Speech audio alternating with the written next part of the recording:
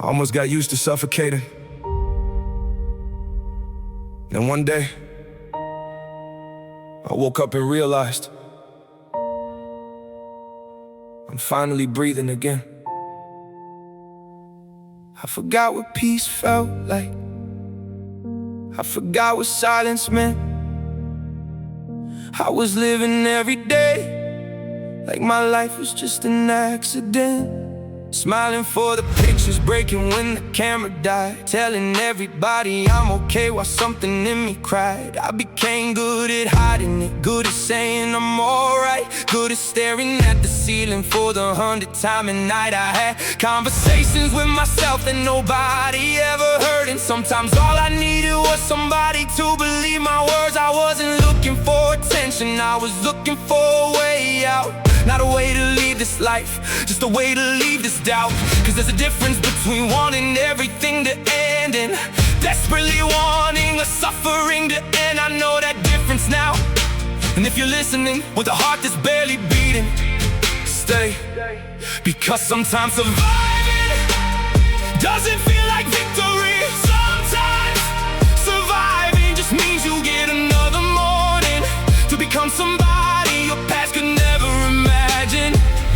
And this morning, I'm finally breathing again. Nobody knew how tired I was, not physically. I'm talking about the kind of tired sleep can't fix. The kind where you close your eyes and your mind opens up. Every door you spent years trying to lock. Every mistake, every betrayal, every person that left. Every word you wish you could take back. Every version of yourself you wish you never became. They all came running and I let them. Because somewhere along the way I started believing pain was permanent. I started thinking, maybe this is just who I am. Maybe I'm the broken one, maybe everybody else gets peace and I'm the exception. Maybe some people are just born to carry storms, so I carry mine quietly. I carried it through the morning, carried it through the word, carried it through conversations where somebody asked me, how you doing? And I said, I'm good. That little sentence almost destroyed me, cause I wasn't good, I was surviving. There's a difference, I was surviving birthdays, surviving weekends, surviving crowded rooms where I somehow felt alone, surviving nights where my thoughts got louder, the quieter everything became and nobody noticed. Maybe because I got too good at pretending, maybe because people only ask how you doing when you're easy to answer. But broken people don't always need advice. Sometimes we just need somebody to sit beside us until the storm gets bored. I didn't get that, so I became that person for myself. And that took years. And something changed, not overnight, not magically. There wasn't some perfect morning where every scar disappeared. It was smaller than that. I laughed and realized I hadn't forced it. I woke up and didn't immediately hate the day. I looked in the mirror and didn't recognize an enemy. I started forgiving myself for things I couldn't change. Started understanding that my worst chapter wasn't my whole story. And for the first time in a long time, I didn't ask why me, I asked what's next. And finally breathing again, after years of holding it in, I'm finally seeing light where the darkness had been. I don't need to forget everything that happened to me. I just need to stop letting it decide who I'll be. I lost some people, I lost some time, I lost pieces of myself trying to survive. But I'm still here, and that's enough to begin again. I was drowning in yesterday, now I'm finally breathing again. I'm finally breathing again. I'm finally breathing again. I'm finally breathing again.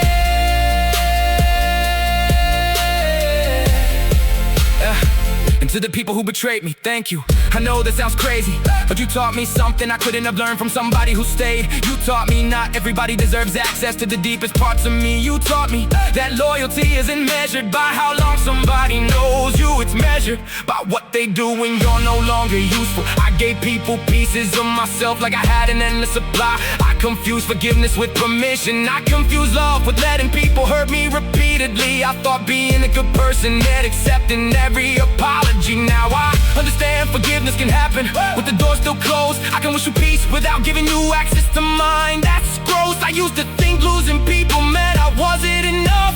Now I understand, sometimes losing people is how you finally find yourself. And yeah, it hurt. it still does sometimes. There are songs I can't hear the same way, places I don't visit, names I don't say, memories that still know exactly where to hit me. But pain doesn't scare me anymore, because I've learned something. A scar is proof that the wound stopped winning. Nobody ever got to meet the one who sat alone at night with his head between his knees, the one who questioned everything, the one who couldn't sleep, the one who wondered if tomorrow was something he should even seek. I became a professional at hiding, a champion at disguise. I'd laugh with everybody while a war lived in my eyes. They saw the confidence, they never saw the doubt. They heard me say I'm good, they never heard the thoughts screaming loud. I shook hands with opportunity while fear was shaking mine. I told everybody I was ready while I was terrified inside. And that's the part nobody tells you about becoming strong. Sometimes strength looks like standing when everything feels wrong. Sometimes courage isn't screaming, sometimes courage is whispering. Just get through the night, then waking up tomorrow and doing it again. I used to hate that version of me, now I respect him, because he didn't have the answers, he just refused to stop searching. And maybe that's what saved me. Not confidence, not money, not fame, not everybody believing in me. Just one tiny part of me that kept saying, maybe there's more. And that little voice was right. I spent years running from memories that couldn't chase me anywhere, running from mistakes that only lived inside my head, running from people who already forgot my name, running from places that had nothing left to take, running from mirrors because I hated who looked back, running from silence because silence made me think. But eventually you get tired of running, and I stopped, I stood still, I looked at everything I had been trying to escape, and I realized it wasn't chasing me, it was asking me to heal. So I sat with the pain, I listened to it, I asked it what it wanted, and it said, I just wanted you to acknowledge that I happened. So I did. Yes, I was betrayed, yes, I was abandoned, yes, I made mistakes, yes, I trusted people who didn't deserve it, yes, I wasted time, yes, I lost myself. But none of those sentences end with the word forever. That's what I finally understood. Pain can describe a chapter, it doesn't have to write the ending. And that's why I'm still here, not because nothing happened, because everything happened and I kept becoming. I remember that room, 4 walls, 1 bed, phone face down, lights off, and a mind that wouldn't shut up. I remember staring at the ceiling like it had answers hidden in it, asking questions I was too afraid to ask anybody else. Why wasn't I enough? Why did they leave? Why did I let them hurt me? Why does everybody seem happy while I'm fighting just to breathe? That room saw everything, the tears, the anger, the prayers, the silence, the nights I said, I'm done. Then somehow, morning came every single time, and there's something powerful about surviving enough nights to realize the sun keeps showing up. Maybe that's what hope is, not believing everything will be perfect, just believing there will be another sunrise. So if you're in your room tonight and you're wondering if things can never change, I can't promise you the road will be easy, but I can tell you this: the fact that you're hurting today doesn't mean you'll hurt this way forever. Don't let one night convince you about your whole life. Whoa.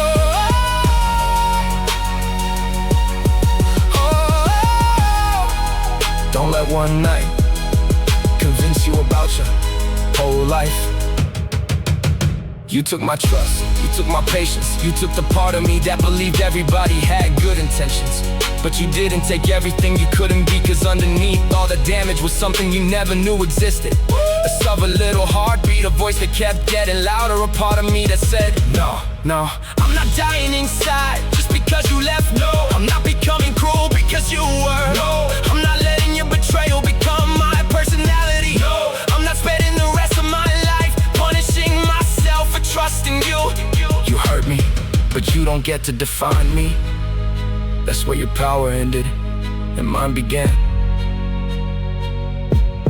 And mine began. There was a day I finally chose myself. No dramatic speech, no crowd, nobody clapping. Just me standing in front of a mirror and saying, I can't keep doing this. I can't keep begging for people to see my work. I can't keep make other people comfortable. I can't keep calling disrespect love. I can't keep calling exhaustion strength. I can't keep pretending I'm okay just because everybody expects me to be. So I chose me, not selfishly, honestly. And for the first time I didn't feel guilty. I realized protecting my peace wasn't hatred. Walking away wasn't. Cause I didn't have the language. How do you tell somebody you're exhausted from being anxious? How do you explain that you're surrounded but alone? How do you tell the people you love that you don't feel like you're home? How do you say, I need you, when your whole life taught you needing people makes you weak? How do you ask somebody to stay when you're embarrassed that you need them just to make it through the week? So I stay quiet. I mastered the art of disappearing without ever leaving. I mastered saying I'm tired when what I really meant was I'm barely breathing. I mastered changing the subject every time somebody got too close. Cause if they saw what was underneath, I was terrified they'd go.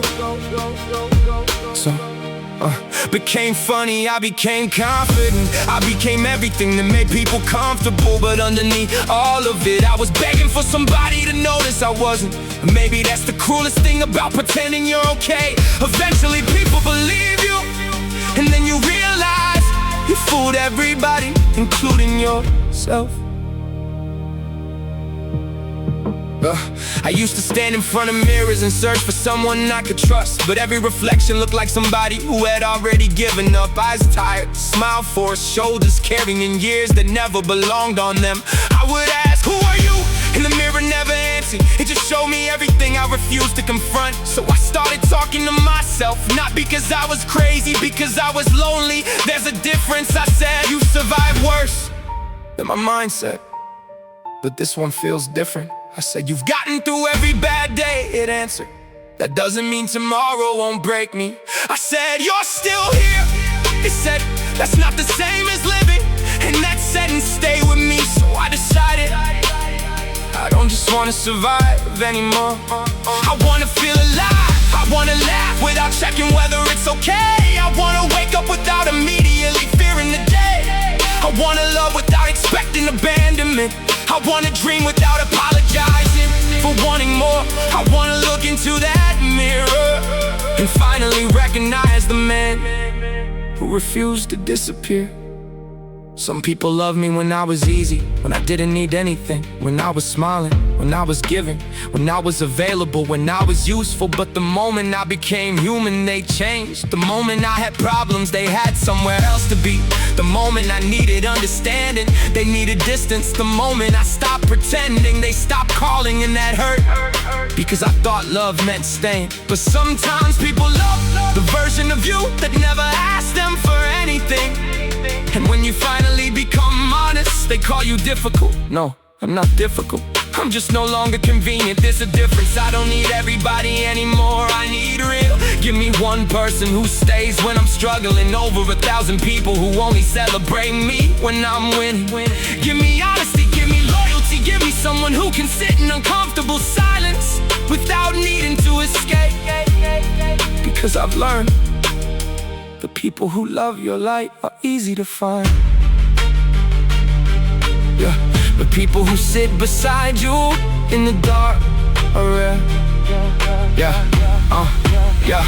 It was a night I almost believed every lie. My mind had been feeding me every failure, every rejection, every goodbye, every mistake. It all showed up at once, and I sat there thinking maybe this is who I'll always be. Then something inside me said no, not loudly, barely audible, but enough, no. So I got up, I washed my face, opened the window, took one breath, then another, and I realized that was the first victory. Not fixing my life, not becoming successful, not proving anybody wrong, just breathing. One breath, then another, then another. Sometimes we underestimate how powerful the smallest decision can be. One decision can change a night. One night can change a week. 1 week can change a life. So don't underestimate yourself, because your progress looks small. A seed looks like nothing until you remember what it can become. I blame God for the silence, I won't lie. I pray nothing happens. than I thought. Maybe heaven forgot me, but now I see it differently. Maybe God wasn't ignoring me. Maybe I was being taught how to keep walking without seeing the whole road. Faith isn't knowing what's around the corner. Faith is taking the next step when you can't see it. So I kept stepping, even angry, even confused.